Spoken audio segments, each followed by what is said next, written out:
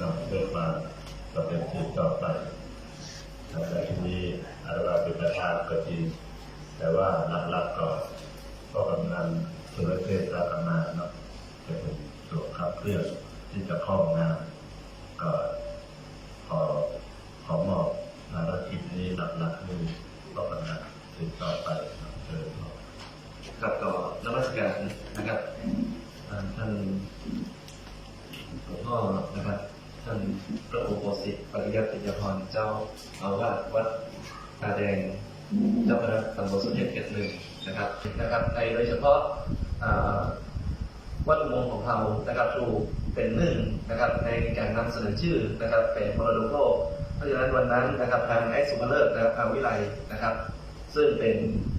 ผู้ที่เริ่มโครงการนะครับ730 ปีเชียงใหม่ของเรานะครับก็ได้มาอู้ท่านพระครูเลิศวัดอุโมงค์ของเรานะครับเพราะฉะนั้นสองท่านเนี่ยจะเป็นประเด็นสำคัญที่จะต้องขับเคลื่อนนะครับทั้งนอกโดยนะครับ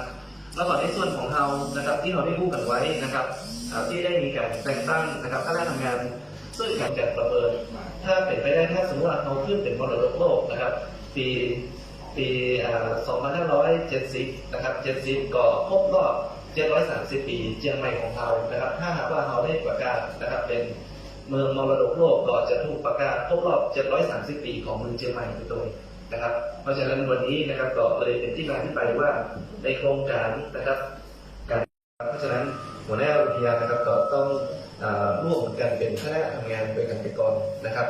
ก็คงจะขอเชิญนะครับไอ้สุภเลิศหรือว่าไอ้เจี๊ยบนะครับดำเนินการนะครับในเรื่องของที่มาที่ไปขอ